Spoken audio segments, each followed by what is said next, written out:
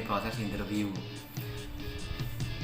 Interview ini saya buat video khususnya untuk para calon pegawai dengan teman-teman yang sudah ada di hotel yang menjabat sebagai HRD.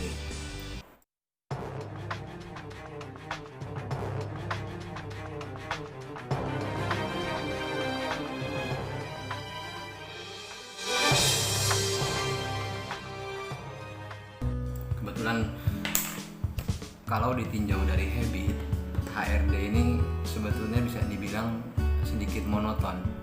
Yang ditanya seputar suruh explanation about yourself gitu ya. Jadi tentang biodata atau data diri calon pegawai.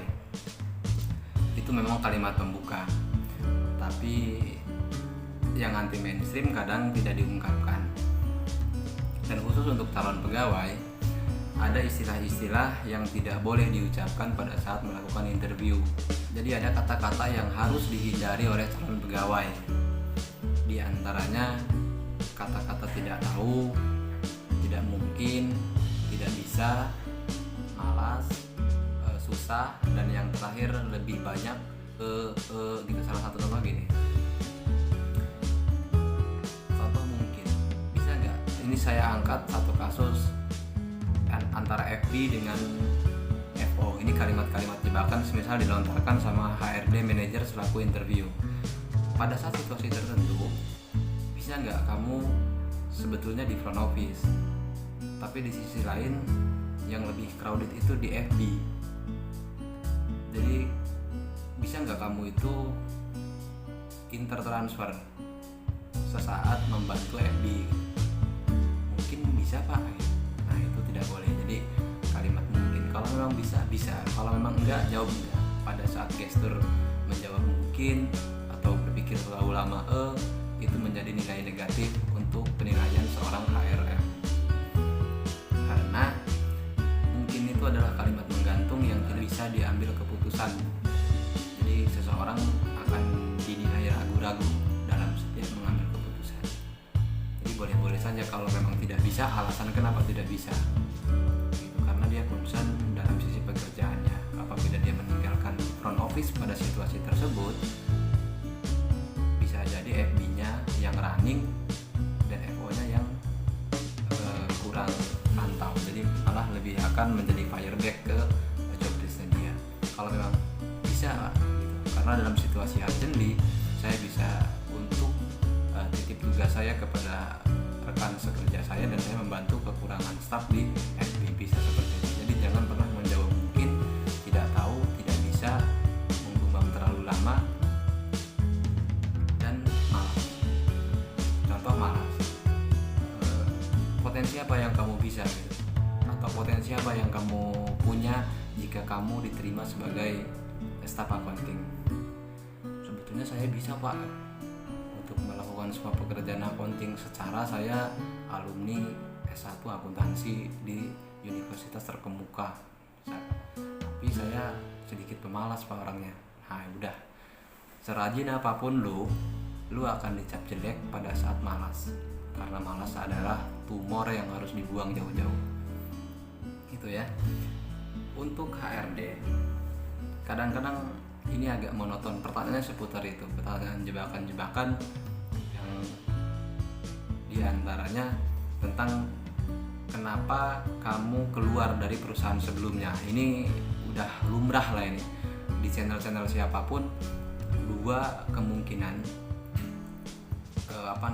keluar dan masuk, dan satu lagi tuh tentang negosiasi salary. Biasanya yang paling umum diketahui sama orang-orang kalimat jebakan atau pertanyaan jebakan dari seorang HRD itu, kenapa kamu keluar dari perusahaan sebelumnya, terus kenapa kamu tertarik untuk masuk di perusahaan ini, dan yang ketiga, berapa salary yang diminta jika perusahaan interest untuk mempekerjakan kamu di perusahaan ini. Nah 3 pertanyaan ini adalah jebakan.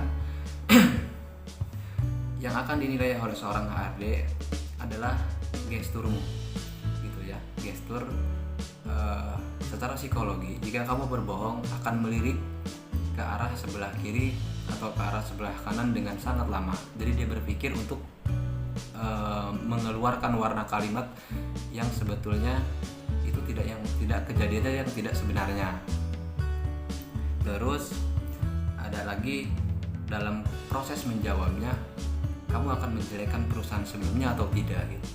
Jadi jangan pernah sesekali membuka aib perusahaan manapun historimu bekerja, karena itu penilaiannya suatu saat kamu tidak bekerja di perusahaan ini, kamu juga akan menjelek-jelekan perusahaan ini.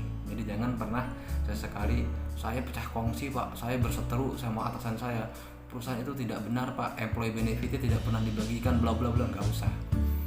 Jadi yang paling rasional buat alasan kenapa kamu keluar, yang paling logik itu adalah jarak tempuh, terus karena upgrade gitu, terus karena ada peluang atau challenge di perusahaan yang waktu itu saya tinggalin, atau saya membuka usaha dan saya harus concern, seperti itulah alasan-alasan yang memang make sense diterima. Terus apabila pertanyaannya apa yang membuatmu tertarik di perusahaan ini, jangan sok tahu. Jadi perusahaan ini dibangun dengan konstruksi oleh ini bla bla bla, ya tidak perlu, itu konstruksi nggak ada gunanya untuk kamu kemukakan. Atau hotel ini dibangun, perusahaan ini dibangun dengan anggaran sekian nggak penting juga gitu. Alasannya ya tadi itu juga bisa dibilang karena posisinya perusahaan ini dekat semisal gitu. Terus ada lagi karena perusahaan ini cukup kompetitif sih pak setelah saya review gitu, karena dengan saya mereview hotel ini sebelumnya atau perusahaan ini sebelumnya, perusahaan ini punya nama besar gitu, dan otomatis saya akan mendapatkan 3 hal yang pasti. Yang pertama adalah ilmu saya pasti bertambah di sini, yang kedua adalah pergaulan atau environment dalam pekerjaan juga akan terbangun dengan sangat baik, dan yang ketiga itu adalah employee benefit atau akan kekuatan finansial perusahaan menunjang dari sisi employee benefit. Seperti itulah yang logisnya. Ataupun ada gimmick lain, saya upgrade sih pak, bisa jadi, tapi 3 komponen tadi yang mewakili. Terus hanya sebatas itu aja. Nah ini untuk salary, biasanya beberapa teman-teman bisa bingung lah tentang negosiasi salary, di mana salary ini momok yang sangat menentukan. Jika terlalu kecil itu ada penilaian khusus untuk seorang HRM, jika terlalu besar juga ada penilaian khusus juga dari seorang HRM. Contoh gini,